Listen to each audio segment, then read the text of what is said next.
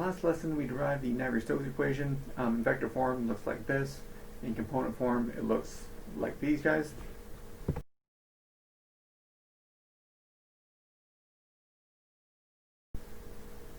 As you can see, those equations are pretty long and complicated, so what we did last lesson was made a bunch of assumptions to reduce them into a form we can solve. And so today's lesson is going to be all about how to solve those. So after we get this down into a nice version where there's only one or two terms, actually solve it, so the process involved there. So as a review, the way to solve these Navier-Stokes equations, as I mentioned, first thing is to make assumptions to make the equations in a solvable form, only have one or two terms in there. Then at that point, it's generally going to be a second order differential equation. So once we have a second order differential equation, usually what we need to do is just integrate twice.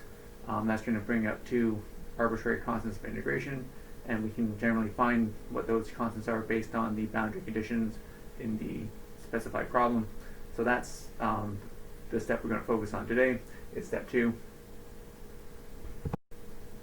And there's also a optional third step, optional in the sense of what's the problem asking for. So no matter what the problem is asking for, the first step is always to do the assumptions. Second step is always to find the velocity field. So solve these equations for the velocity. And then sometimes the equation will ask for something like shear stress or flow rate, and those things are related to velocity. So first thing you need to do is get the velocity first to solve for those other things if you have to. So basically today we're going to do a couple more examples involving solving the Navier-Stokes equations.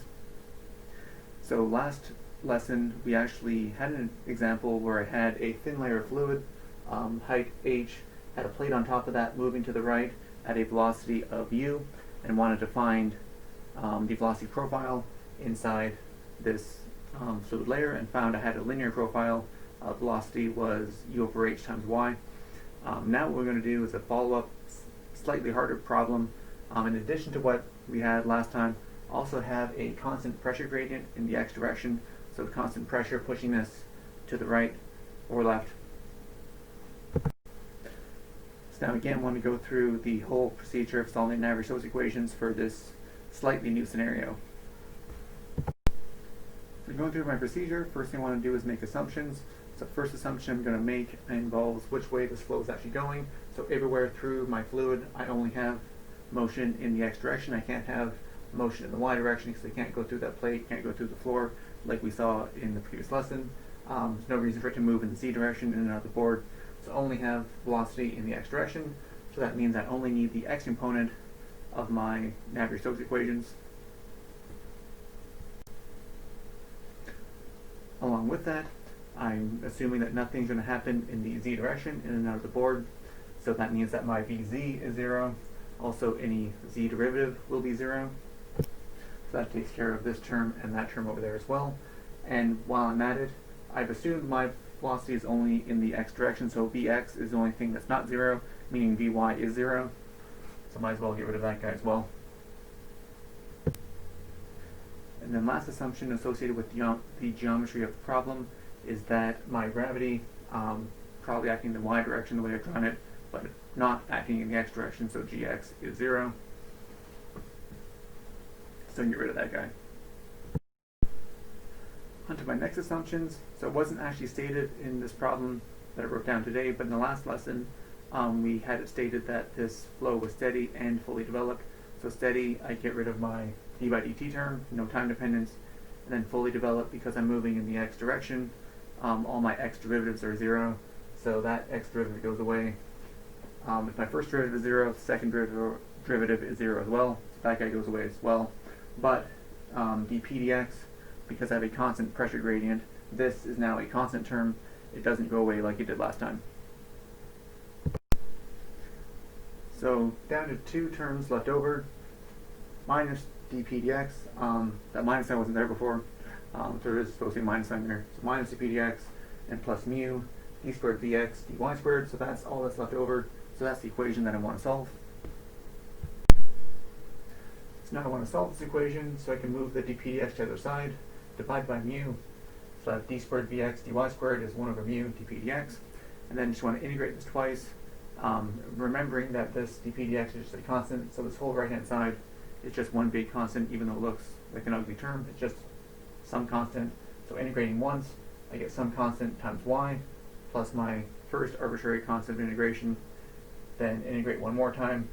I have dx is y becomes y squared with a half. So 1 over 2 mu dp dx y squared, constant c1y, and my second constant c2. So now I want to use my boundary conditions. Same boundary conditions as last time. Velocity, no slip condition.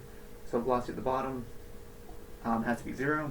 Velocity at the top at y equals h has to be capital U.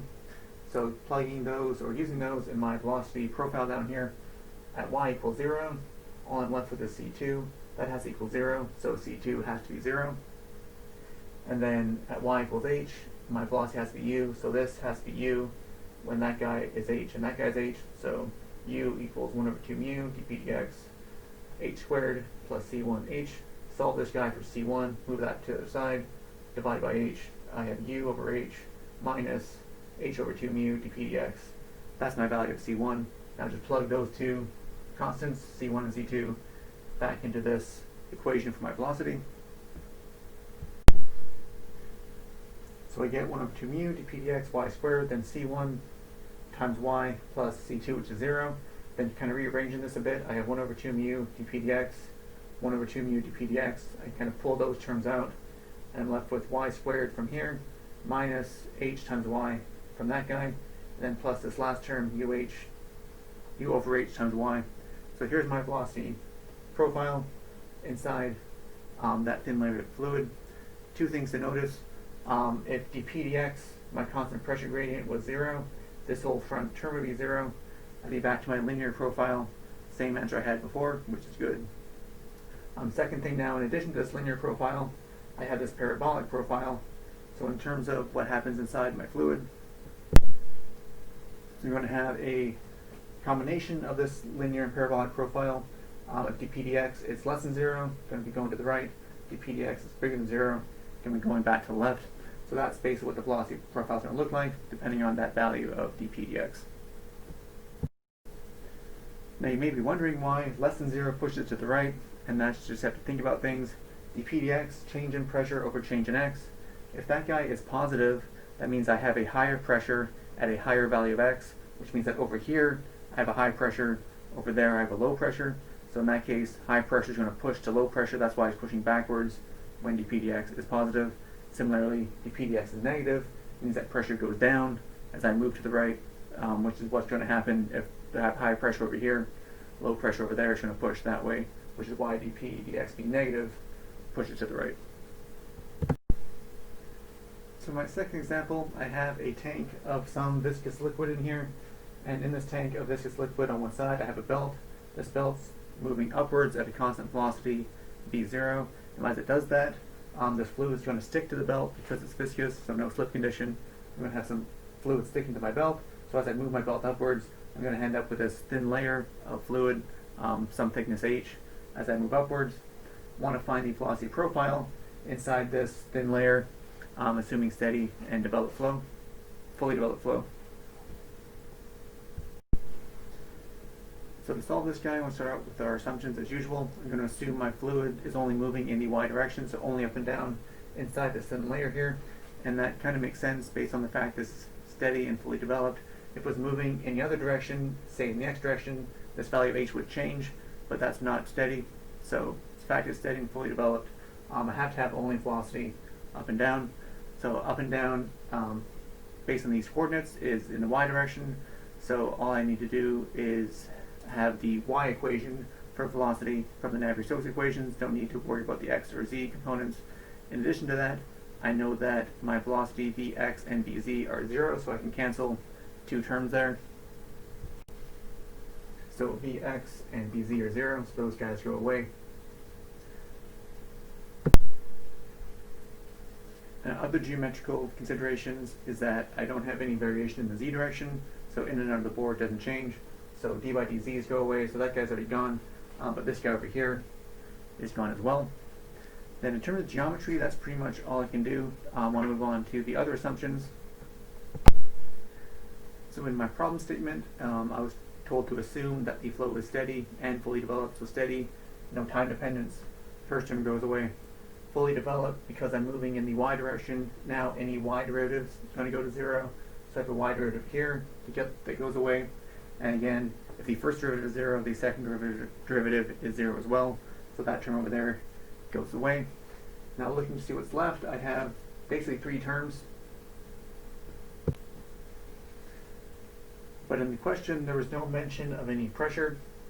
If you think about what's happening in this fluid, from here to here, there will be a variation in pressure due to hydrostatic pressure, but that's taken into consideration by this rho gy term. So this is basically your hydrostatic pressure, so don't need to include that twice. There's no external pressure, nothing else pushing down on it. So this guy, dp dy, can go away. So what I'm left with is 0 on the left-hand side equals rho gy plus mu d squared by dx squared. Now because the Navier-Stokes equations are written for completely arbitrary coordinates, I can have my coordinate system go whichever way I want. I have to realize that gy in this scenario, g is pointing down. Down is negative. That's not taken into consideration in the general equations the way they're written. So when I write this as gy, that becomes negative g. So the equation I'm actually solving is 0 equals negative rho g plus mu, and my second derivative. Now to solve that, just move this stuff to the right-hand side, divide by mu. So d squared by dx squared is rho g over mu. Integrate once, I get rho g over mu times x plus c1. Integrate one more time, rho g over 2 mu x squared, c1x, and c2. So now to solve my constants, c1 and c2, I want to use my boundary conditions. So my coordinate system wasn't drawn very well. X to the right, y up is true, but x I actually want to start right on the belt. So x equals 0 corresponds to my belt. So I know that at x equals 0, my velocity in the y direction has to equal this velocity v0. And then my other boundary condition is going to be at the edge of this layer. So at x equals h, I want to know what my velocity is, but unfortunately I don't know what that velocity is because I don't know how fast this part's moving up or down. However, what I do know is that any free interface, any free surface, any time I basically have air or water not touching anything, or in this case the water is touching air, same deal. At any free surface, I need to have 0 shear stress. If you remember shear stress, tau was mu times my velocity gradient, so tau times dv dy. In this case, it's tau times dvy dx. So for that to be 0, I need dvy dx to be 0, so that's my condition at x equals h. So I need to use that to solve for c1. So I need the derivative of this expression. Derivative 2 cancels that 2. I have rho g over mu times x, but x is equals h, so rho g over mu times h. And then derivative of this guy is just c1, and then c2 goes to 0. So my derivative of this guy at x equals h is rho g over mu times h plus c1. I need that to be 0, so I can solve that for c1 and get that c1 is negative rho g h over mu. And now that I have c2 and c1, plug them back into here to get my velocity distribution. So we get vy, rho g over 2 mu x squared minus basically plus c1, which was minus rho g h over mu times x plus c2, which is v0. Now again, I have a rho g and a 2 mu kind of in both those terms. I'm going to pull that out, left with an x squared, then minus 2 x times h, and then plus v0 at the end. So that's my velocity profile inside this thin layer of fluid. So as I mentioned at the beginning of this lesson, there are many times you're asked for something other than the velocity profile, but in those situations you want to find the velocity profile first and then solve for whatever you're asked for, because those things generally depend on the velocity profile. So a situation like this, instead of asking for the velocity profile, I could have asked what's the average velocity of that fluid inside that region, and to do that I would have done everything I just did, but then do what I'm about to do. Similarly, if you have, I could have asked for what the flow rate inside there, could ask what the shear stress is inside there, but again, first thing I would do is everything I just did, find Vy as a function of x, and then move on to whatever I need to do. In this case, to find average velocity. So to find the average velocity, I can relate that to the flow rate. Average velocity is flow rate over area. Here, my area that I'm going through, so my flow is coming up in the y direction. So my area is the basically x and z directions of this fluid film. So h in the x direction, I'm just going to call it some w in and out of the board. That's my area. Then my flow rate. Definition of flow rate is integral of q, integral of v dotted with dA. So again here, I have a y velocity. So I want the perpendicular area to that. So again, that's x and z area. So dx goes from 0 to h, dz goes from 0 to w. And then in terms of z, vy doesn't depend on z, only depends on x. So my dz integral just gives me that width, w. Then the vy equation we had before, I want to integrate that with respect to x. So integrate that, I get rho g over 2 mu times w. Integral of x is 1/3 x cubed. Integral of this guy is 1/2 x squared. Then integral of v0 is v0x, evaluated between 0 and h. So using those limits, get rho gw over 6 mu h cubed minus rho gw over 2 h cubed plus v0 hw. And then add these two guys together, so I have 1/6 minus 1/2 is negative 1/3. So my flow rate minus rho gw h cubed over 3 mu plus v0 hw. And to find my average velocity, just divide that by the area, which was h times w. So I end up with average velocity of v0 minus rho g h squared over 3 mu. So that's our average velocity. Makes sense because it's going to be something less than v0. So the average velocity in here, as the belt pulls it up, the velocity you expect to get less as you move to the right. And that's what's happening. So average velocity is less than v0. Makes perfect sense. So last example, probably the most important example, want to find the velocity distribution in a steady, fully developed, horizontal, pressure-driven pipe. So the reason why this is important because most pipes in the world are at these conditions. So pipes in your house, for example, the reason why you turn the tap on and water comes out because it's pressure-driven. There's pressure pushing that water out. So that's basically what we're going to have here. Want to find the velocity distribution for that scenario. So in terms of my solution, I have a pipe. Pipe's generally a cylinder.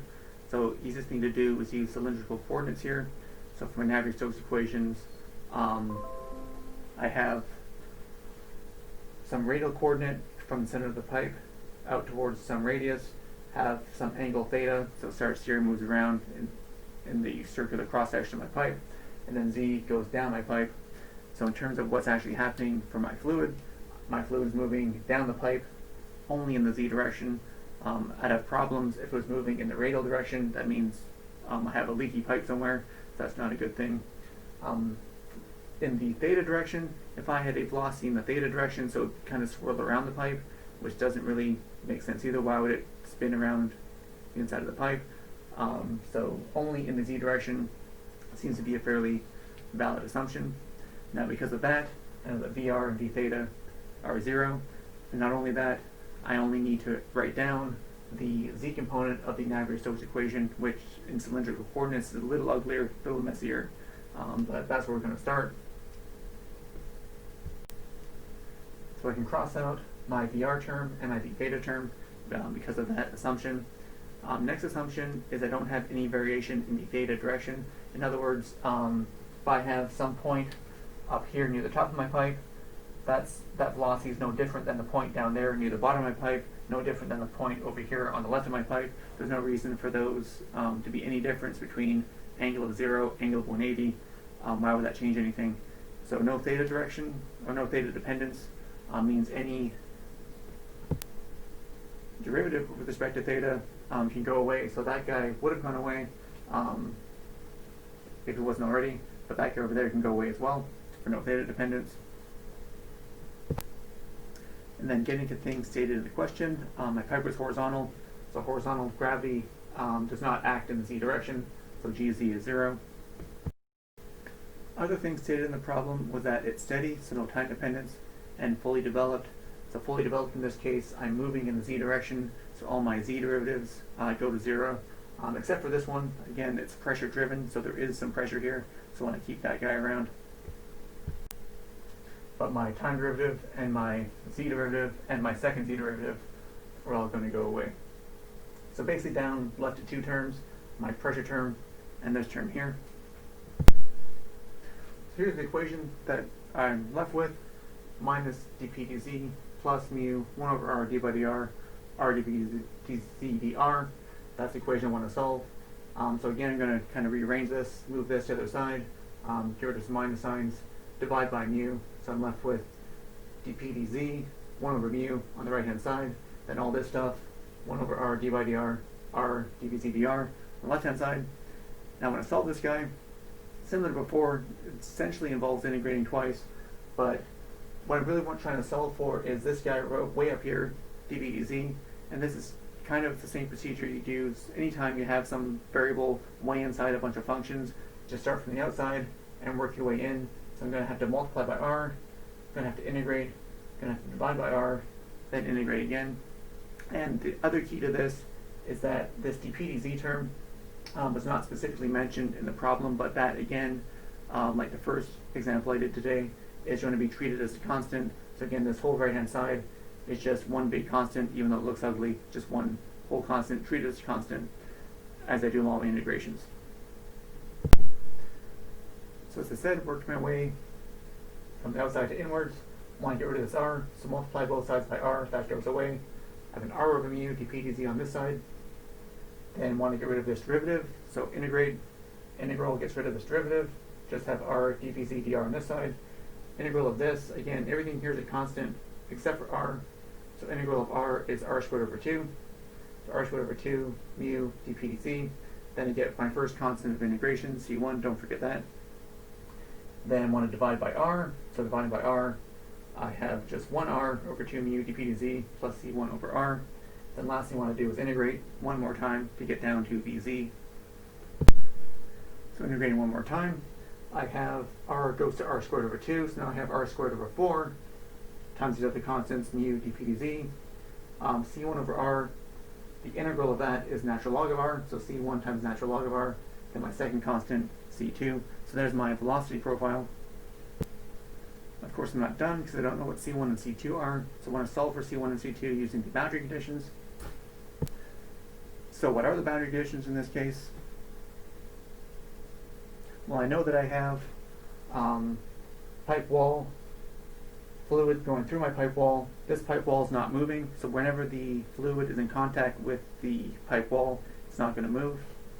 So that gives me one boundary condition. I know that my VZ fluid has to have 0 velocity at r equals r0. r0 is what I'm calling the pipe radius. So whatever the outer radius of my pipe is, fluid in contact with that has to have 0 velocity.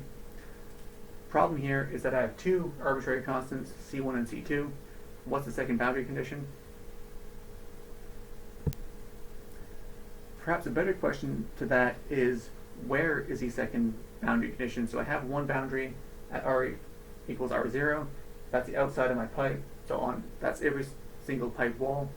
But what about, or where is there a second boundary? And my second boundary happens based on not actually any physical boundary, but this actual equation itself. There's a mathematical boundary there. R here, doesn't matter what R is, that's fine, no problems there. This guy, at R equals 0, the natural log of 0 is either undefined or negative infinity, depending on how you look at it. So at r equals 0 down the center of my pipe, this is going to give me a velocity of negative infinity. Now I don't know what the velocity is down the center of my pipe, but I do know that it's not negative infinity. It has to be some finite number. So because it has to be some finite number at r equals 0, this guy needs to be 0. The only way to make that 0 is to make c1 0. So the way I write that in terms of boundary conditions is that my velocity to z is not negative infinity at r equals 0. Therefore, the only way to make that happen is to make c1 0. Now that I know that, I can use my first boundary condition to solve for my other constant C2. So plug Vz equals 0 on the left-hand side, R equals R0 on the right-hand side. So 0 equals R0 squared over 4 mu dp dz plus this constant C2. Solve for C2, negative R0 squared over 4 mu dp dz. So plugging these back into my velocity profile, Vz, I still have R squared over 4 mu dp dz. C1 is 0. C2 is now negative R0 squared over 4 mu dp dz. All these things are constants other than the R's, so pull those all out.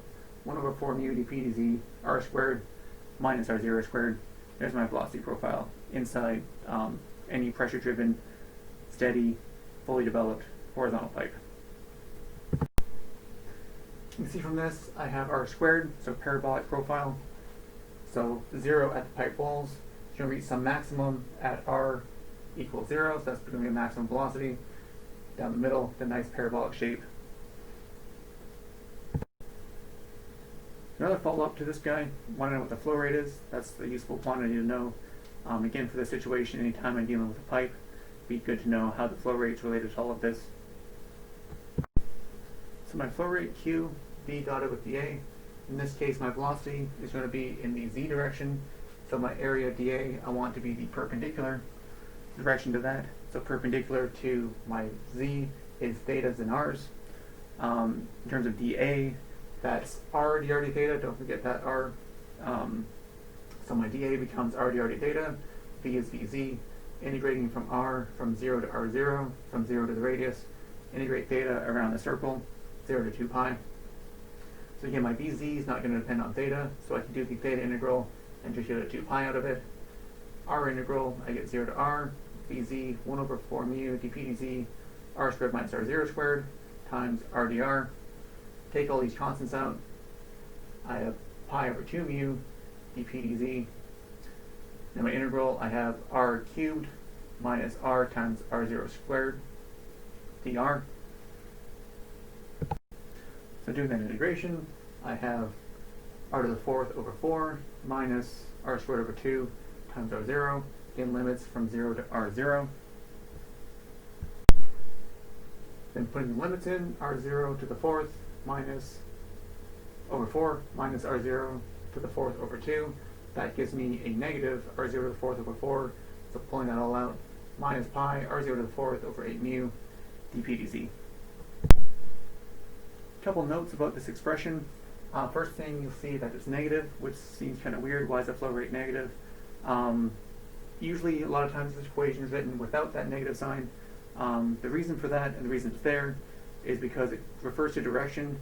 If you remember, when I talked about the flow in the pipe, or in the first example I did, in between the two plates when you had a pressure gradient, a negative pressure gradient pushed to the right, a positive pressure gradient pushed to the left. So if this guy is positive, my flow is going to the left, which is negative x, which is why my flow rate is negative. So if I have a positive dp dz, I go to the left. If this guy is negative, that's what's pushing me to the right. So a lot of times you just ignore this minus sign, treat that as a positive number, assume you're going to the right. The other thing I can do is I can take pi r0 squared, because pi r0 squared is the area, cross-sectional area of my pipe. So I can pull that out. I have area r0 squared over 8 mu dp dz. It's another expression for the flow rate Q. Now you can see from these expressions, if my area goes up, I'm going to have a bigger flow rate, which makes sense. Bigger pipe, I can get more stuff through it. If I have a higher pressure, again, my flow rate is going to go up. It's going to be pushing more stuff through it. Then finally, if I have a high viscosity, viscosity is like friction, so high viscosity is going to slow things down. So a high viscosity is going to lower my flow rate.